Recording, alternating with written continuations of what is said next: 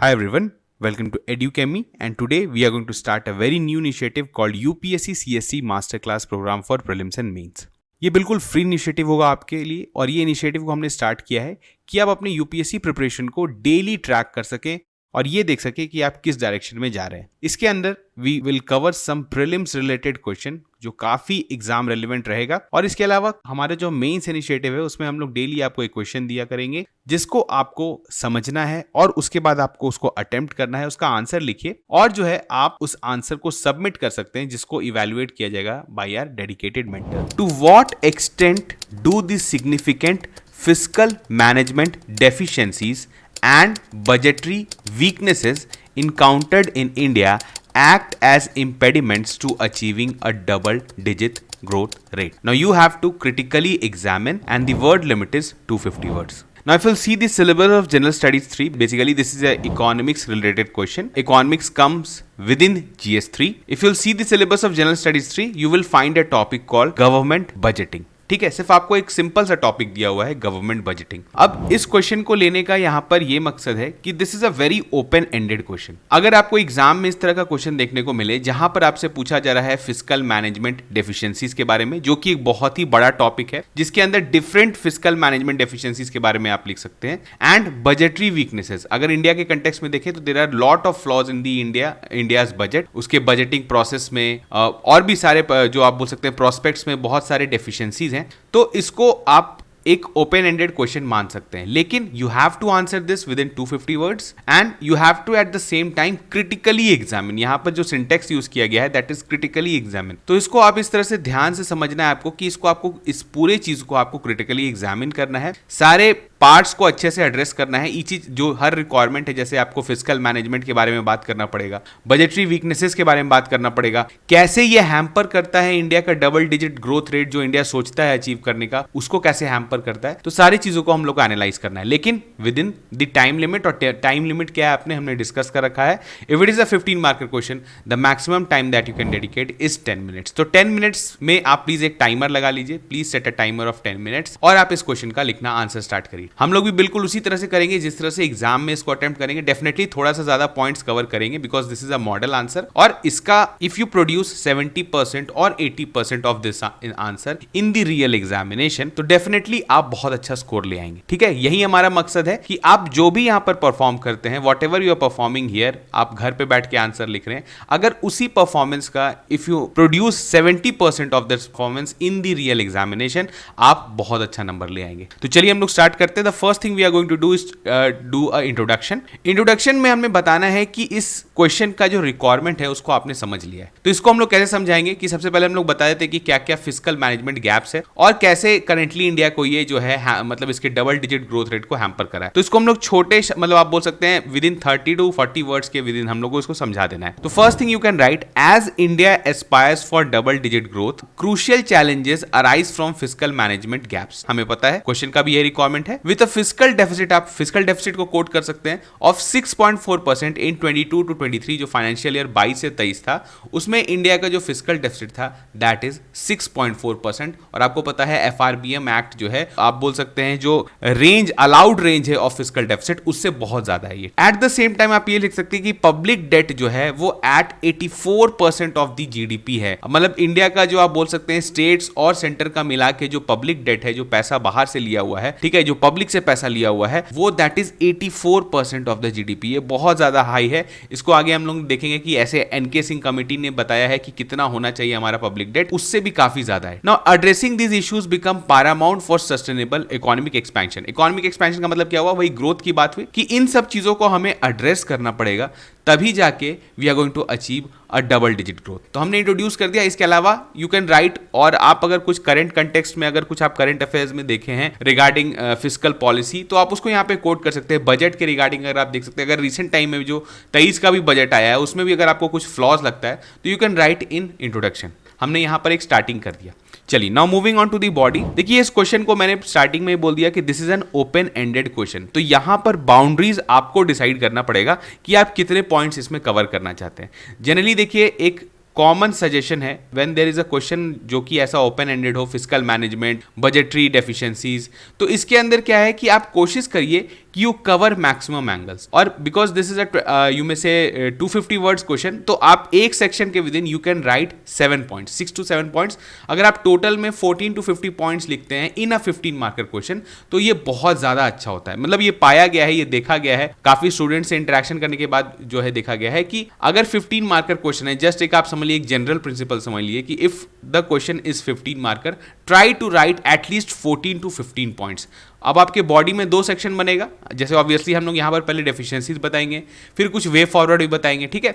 तो इसको आप मिला के कोशिश करिए कि इट बिकम्स 15 पॉइंट्स, क्योंकि अगर आप बुलेट पॉइंट्स में लिखते हैं, and if the question is 10 marker, अगर 10 मार्कर क्वेश्चन है तो एटलीस्ट कोशिश करिए कि यू राइट 10 to 11 पॉइंट्स। तो अगर आप इस तरह से एक आप बोलते हैं ना कि क्राइटेरिया सेट कर लेते हैं, तो ओवरऑल जब आप आंसर राइटिंग इंप्रूव करते जाएंगे, धीरे धीरे आपका आंसर राइटिंग इंप्रूव होगा, तो आप देखेंगे कि आपका इतना पॉइंट्स आ जा रहा है and you are covering maximum angles. चलिए तो हम लोग स्टार्ट करते हैं कि देखिए सबसे पहले जो इसमें बताया गया कि what are the fiscal management deficiency and the budgetary weaknesses that exist in India. तो सबसे पहले हम लोग इसको डिस्कस करते हैं। तो इसमें सबसे पहला क्या है, अनमेट रेवेन्यू प्रोजेक्शंस। आप इस तरह का टॉपिक बना सकते हैं कि unmet revenue projections. Now India's government disinvestment targets such as sale of public sector assets have frequently fallen short of expectations. अब यहां पर आप ये लाइन लिख सकते हैं, इसके अलावा आप कॉमन लाइन लिख सकते हैं कि इंडिया का जो आपको पता है जो बजट में कोट किया जाता है कि रेवेन्यू सोर्सेज, आपको पता है बजट में 2 पार्ट होता है, एक होता है आपका revenues and one is expenditure. तो जो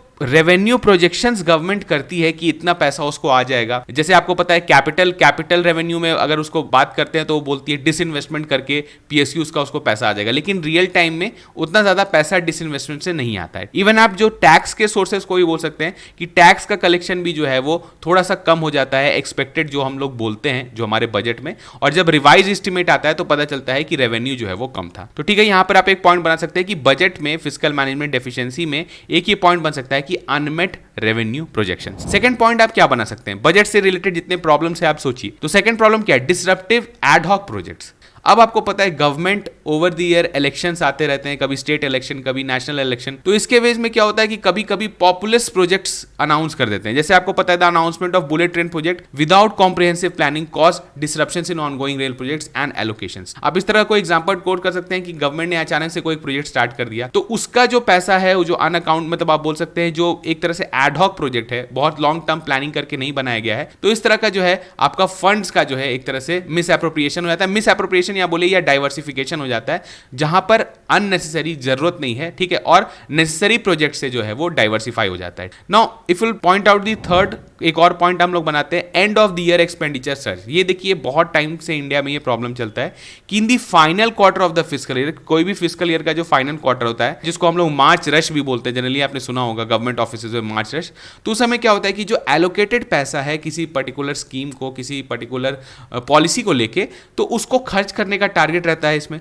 तो वो कहीं भी खर्च कर देते हैं। तो आपका होता है ना कि वहां पर आप उसको, मतलब आप अच्छे से खर्च नहीं कर पा रहे हैं सिर्फ क्योंकि आपको ये टारगेट पूरा करना है, तो ये क्या होता है, leading to inefficiencies and potentially suboptimal project execution. इसको भी आप एक पॉइंट बना सकते हैं। इसके अलावा सोचिए कि और आपके साथ क्या मतलब बजट में प्रॉब्लम हो सकता है, जैसे inconsistent policies, frequent change in tax policies. आपको पता है गवर्नमेंट रिसेंट टाइम्स में जीएसटी को, ऑब्वियसली जीएसटी काउंसिल जो है डिसीजन लेता है और सारे स्टेट्स को मिलकर डिसीजन लेना रहता है, वोटिंग पे होता है, लेकिन स्टिल अगर आप बहुत फ्रीक्वेंट चेंजेस करते हैं टैक्स पॉलिसीज में, तो ये जो है क्या आपको अनसर्टेनिटी फॉर बिजनेस क्रिएट कर देता है, और इससे क्या होता है फाइनली आपका टैक्स रेवेन्यू घट जाता है। तो आप इसमें भी बोल सकते हैं कि this is one of the lacuna of budgetary processes, और यू में से this is a fiscal management deficiency. तो आप इसमें भी इसको ये पॉइंट लिख सकते हैं, ठीक है। इसके बाद हम लोग देखते हैं कुछ और फाइनेंशियल टर्म्स यूज करते हैं, जैसे limited tax buoyancy. Limited tax buoyancy का मतलब क्या हुआ, टैक्स टू जीडीपी रेशियो जो है are indicators of a country's ability to generate revenue from its economy. Tax buoyancy का मतलब क्या होता है कि किसी भी कंट्री में अगर आपका इकोनॉमी ग्रो कर रहा है, अगर आपका जीडीपी ग्रो कर रहा है और अगर आपका उसके साथ टैक्स भी ग्रो करता है, तो उसमें बोला जाता है कि the tax structure is buoyant, ठीक है। लेकिन इंडिया के केस में क्या है कि even if we are growing at good rate, हमारा ग्रोथ रेट अच्छा है, हमारा जो कंट्री है वहां पर टैक्स बायंसी कम है। जैसे अगर India tax to GDP ratio has remained stagnant over the years compared to countries like Germany and the USA. Despite कि इंडिया का ग्रोथ अच्छा है, लेकिन टैक्स रेवेन्यूज में जो है टैक्स बायंसी देखने को नहीं मिलता है। तो यहां पर आप एक पॉइंट बना सकते हैं। ब्रीच ऑफ एफआरबीएम एक्ट, आपको पता है fiscal responsibility and budgetary management act बहुत ही इंपॉर्टेंट एक लेजिस्लेशन है, एक एक्ट है है जिसके द्वारा हमारे यहाँ fiscal deficit and public debt को मैनेज किया जाता है। स्टैट्यूट बनाया गया है कि इतना रूल हमें फॉलो करना पड़ेगा। आपको पता है जब से ये बना है एक्ट, तब से इसका जो है FRBM हर साल ब्रीच हो रहा है, फिस्कल डेफिसिट कभी भी कंट्रोल में नहीं रहता है। तो इसको आप बोल सकते हैं कि दिस जो है ये एक तरह से डेटरेंट के जैसा क्रिएट किया गया था, लेकिन ये जो है काम नहीं कर रहा है। तो this is also a lacuna of budgetary processes. इसके बाद आप लिख सकते हैं इनपुट आउटकम इनबैलेंस। अब ये क्या है, इसको समझा दीजिए। For instance substantial funds are allocated to certain educational programs but the focus often remains on the allocation of itself rather than the quality of education। यहां पर देखिए क्या है, आपने पता है because this is a topic of budgeting, तो आपको पता है डिफरेंट टाइप ऑफ बजटिंग होता है। जैसे उसमें एक होता है, आपको पता है आउटकम बेस्ड बजटिंग, ठीक है, जेंडर बजटिंग, बहुत टाइप ऑफ बजटिंग होता है। These are the processes of making budget. तो उसमें एक होता है कि आपका आउटकम बेस्ड बजटिंग बोला गया है इंडिया में करने को, कि आप जो पैसा खर्च कर रहे हैं, ठीक है, आप जो पैसा खर्च कर रहे हैं उसका जो मेन एम है, जैसे आप अगर एजुकेशन में कर रहे हैं तो उसमें उसका मेन एम है कि आपका लर्निंग आउटकम्स बढ़े। तो आपको इस तरह से मतलब पैसा का एलोकेशन करना चाहिए। जो अभी आप पॉलिसीज चलाते हैं, जो भी स्कीम्स चलाते हैं, उसमें पैसा इस तरह से एलोकेट करना चाहिए कि आपका फाइनल गोल मीट हो। तो यहां पर आप देख रहे हैं कि डिस्पाइट जो है कि आप बोल सकते हैं investing in lot of education और डिफरेंट स्कीम्स, जो आपका लर्निंग आउटकम्स है उसमें काफी चेंज देखने को नहीं मिल रहा है। तो this is also a fiscal management deficiency. तो यहां और ये भी आपके हम लोग देखेंगे आगे कि how this hampers the overall growth of India. तो हमने यहां पर कुछ 5 to 6 पॉइंट्स बता दिया जो आर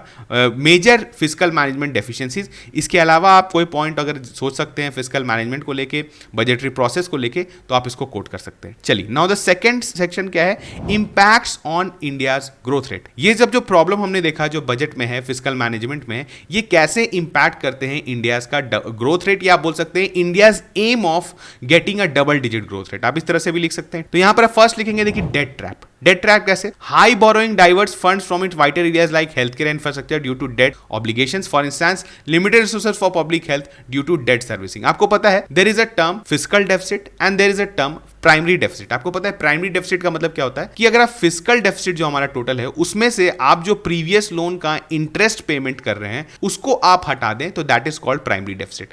नाउ इंडिया के केस में क्या है कि फिस्कल डेफिसिट का मेजर पार्ट जो है is of the section containing interest on the previous loans, ठीक है। तो यहां पर हमारा क्या है कि हमारा प्राइमरी डेफिसिट काफी कम है लेकिन हमारा फिस्कल डेफिसिट काफी ज्यादा है। और किसी भी कंट्री का अगर प्राइमरी डेफिसिट कम होता है और फिस्कल डेफिसिट ज्यादा होता है, इसका मतलब हो रहा है कि उसका मैक्सिमम पैसा जो हम लोग ले रहे हैं, हम लोग को जो पैसा बोरो करना है वो पुराने लोन का इंटरेस्ट चुकाने में दे रहे हैं, ठीक है। तो this is a kind of debt trap जो कि इंडिया में क्रिएट हो गया है, ठीक है। तो आप इसको भी कोट कर सकते हैं। इसके बाद इन्फ्लेशन को आप कोट कर सकते हैं कि ऑल दीज लीड्स, क्योंकि आपको पता है ज्यादा फिस्कल डेफिसिट होगा तो ज्यादा बोरोइंग होगा, ज्यादा बोरोइंग होगा तो आपका इंटरेस्ट रेट्स हाइक होगा, इंटरेस्ट रेट्स हाई होगा तो आपका क्या होगा, आप जो है आप बोल सकते हैं कि सारे सामान का प्राइस बढ़ेगा। तो एक तरह से आपका इन्फ्लेशनरी नेचर भी होता है। अगर इस तरह का अगर आपका लगातार कंट्री डेट ट्रैप में फंसा हुआ रहता है, फिस्कल डेफिसिट लगातार हाई रहता है, तो वहां पर आप देखेंगे कि उस इकोनॉमी में इन्फ्लेशन भी बहुत ज्यादा हाई रहता है। इसके बाद higher taxations. Now escalating deficit prompt higher taxes. आपने देखा है रिसेंट टाइम्स में,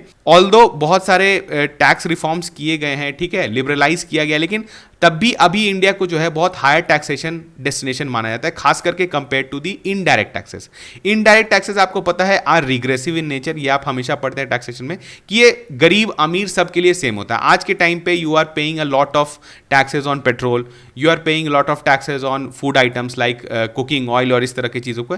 तो क्या हो रहा है कि आप पे टैक्सेशन का बर्डन बढ़ाया जा रहा है, ठीक है, ये भी बढ़ा है। तो this is also hampering growth rate, क्योंकि पता है वंस आपका डिस्पोजेबल इनकम घट जाएगा, जो आप पैसा जो है अगर आप खर्च में अपना ज़्यादा निकाल देंगे तो ऑब्वियसली आपका जो है आप अपने खुद प्रोडक्टिव नहीं हो पाएंगे उतना, ठीक है, अपने पर खर्च नहीं कर पाएंगे और ये आपका फर्दर जो है ग्रोथ रेट हैम्पर करता है किसी भी कंट्री में। इसके बाद आप कुछ और पॉइंट्स है कैसे कैसे ये ग्रोथ रेट को हैम्पर करता है। तो फॉरेन रिलायंस आप कर सकते हैं। आपको पता है इंडिया में जो है एफपीआई जो होता है वो क्या है, गवर्नमेंट बॉन्ड्स में बहुत सारा इन्वेस्टमेंट करते हैं। तो यहां पर आपको क्या है कि फॉरेन रिलायंस बहुत बढ़ जाता है। एफपीआई में पैसा इन्वेस्टर जो है मैक्सिमम बाहर के एफपीआई मतलब जो फॉरेन के इन्वेस्टर्स हैं वो गवर्नमेंट बॉन्ड्स में इन्वेस्ट करते हैं। तो अब इनका भी डर बना हुआ रहता है ना कि जैसे अगर आपको पता है कि यूएस फेड रेट्स, अगर यूएस फेडरल रेट्स हाइक कर देता है तो सारा एफपीआई यहां से फ्लो कर जाता है, जिसको हम लोग हॉट मनी बोलते हैं। तो यहां से फ्लो कर जाता है तो अचानक से जो है यहां पर फंड का क्राइसिस हो जाता है। फिर आरबीआई को रिस्पॉन्ड करना पड़ता है कि इंटरेस्ट रेट हाइक करके करना पड़ता है। तो ये सब जो है इवेंट्स जो है होते हैं और these all hampers India's growth rate, ठीक है। इसके बाद क्राउडिंग ऑफ आउट इफेक्ट आप लिख सकते हैं। क्राउडिंग आउट कैसे, अगर गवर्नमेंट का डेट हमेशा हाई रहेगा तो उसका पब्लिक डेट भी हमेशा हाई रहेगा। पब्लिक डेट का मतलब क्या, जो गवर्नमेंट बॉन्ड, जो गवर्नमेंट सिक्योरिटीज फ्लोट करके जो मार्केट से पैसा लेती है। नाउ वंस अगर गवर्नमेंट मार्केट में बहुत ज्यादा गवर्नमेंट बॉन्ड फ्लोट कर दे और सारा पैसा गवर्नमेंट ही ले ले, तो उस केस में जो आपके कंपनीज हैं, जो प्राइवेट सेक्टर के कंपनीज हैं, उनके लिए पैसा बचता ही नहीं है मार्केट में। तो this is called crowding effect. ये आपका एक जो आप बोल सकते हैं प्रीलिम्स का भी कंसेप्ट है कि क्राउडिंग आउट का मतलब क्या हुआ कि गवर्नमेंट ही सारा पैसा ले ले और जो प्राइवेट एंटरप्राइज है उनके लिए कुछ नहीं बचे, या बचे भी तो बहुत हाई इंटरेस्ट पे उनको पैसा मिल रहा है। तो this effect is called crowding out effect. ठीक है, इसके बाद आप बोल सकते हैं कि क्रेडिट रेटिंग इंपैक्ट भी होता है। आपको पता है इंडिया को सर्टेन पार्ट ऑफ पैसा जो है हमेशा बोरो करना ही पड़ेगा, कोई ऑप्शन ही नहीं है, क्योंकि हमारा रेवेन्यू जो आप बोल सकते हैं, जो हमारा रिसीट्स है, रेवेन्यू रिसीट्स या कैपिटल रिसीट्स जो है वो बहुत ज़्यादा अच्छा नहीं है, या फिर आप बोल सकते हैं कि सफिशिएंट नहीं है।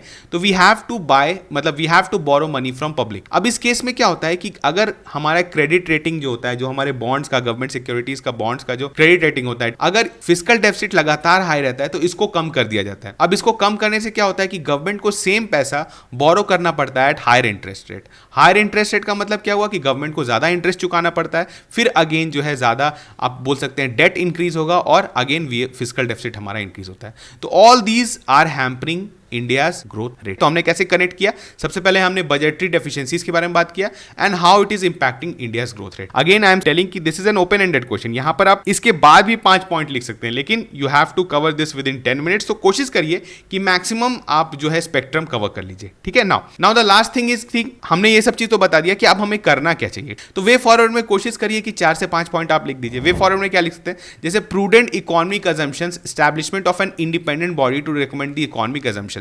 देखिए यहां पर क्या है, बहुत टाइम से एनके सिंह कमेटी का भी रिकमेंडेशन था ये कि इंडिया में एक इंडिपेंडेंट फिस्कल काउंसिल होना चाहिए। ठीक है, फिस्कल काउंसिल जैसे आरबीआई मॉनेटरी पॉलिसी को ओवरसी करता है, अब मॉनेटरी पॉलिसी कमेटी है जिसको देखने के लिए, तो वैसे एक फिस्कल काउंसिल बनना चाहिए जो कि इंडिया में क्या चल रहा है ओवरऑल, की मतलब जो फिस्कल डेफिसिट चल रहा है वो सही चल रहा है या नहीं चल रहा है, वो वारंटेड है कि नहीं है, पैसा सही से खर्च हो रहा है, इसके लिए एक इंडिपेंडेंट ऑर्गेनाइजेशन बनाए। ठीक है, जो कि पार्लियामेंट को डायरेक्टली रिपोर्ट करे, that is called fiscal council. ठीक है, तो यहां पे इस तरह का चीज को है, तो ये भी एक पॉसिबिलिटी हो सकता है, आपने ये वे फॉरवर्ड में बताया। ठीक है, इसके बाद मैनेजिंग पब्लिक डेट, आपको पता है a debt to GDP ratio of 38.7 for the central government and 20% for the state government together, इसको एक स्टैंडर्ड माना है एनके सिंह कमेटी ने, जैसे कि इससे ज़्यादा आपका पब्लिक डेट नहीं होना चाहिए।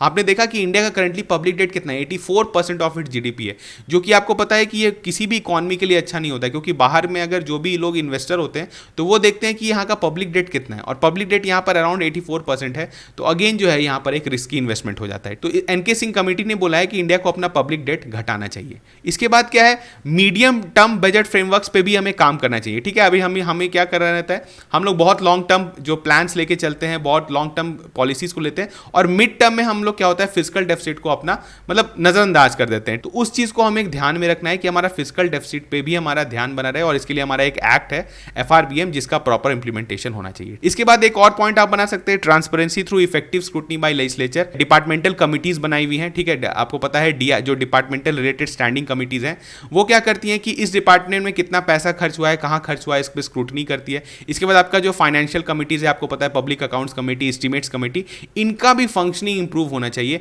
ताकि गवर्नमेंट पे एक जोर बना रहे कि आपको फिस्कल हेल्थ कंट्री का मेंटेन करके रखना है। अगर आप फिस्कल डेफिसिट मेंटेन नहीं करेंगे तो वो हमारा ग्रोथ को भी हैम्पर करता है। इसी कारण ये जो कमिटीज हैं इनका रोल जो है और ज्यादा इंपॉर्टेंट हो जाता है। यू कैन राइट 1 2 3 पॉइंट्स आप और लिख सकते हैं कि कैसे हमारा फिस्कल कंसोलिडेशन होना चाहिए। कुछ चीज आप बोल सकते हैं हमें अपना बजटिंग का जो है पैटर्न चेंज करना चाहिए, outcome budgeting, zero based budgeting, ये सब चीज हमें फॉलो करना चाहिए, ताकि हम जो पैसा अपने एग्जिस्टिंग स्कीम्स पे लगा रहे हैं वो ढंग से यूज हो। Now the last thing is that we are going to do is conclude. Conclusion में क्या लिख सकते हैं, summation, India's path to double digit growth necessitates proactive resolution of fiscal shortcomings through equitable policies, efficient allocation and transformative reforms.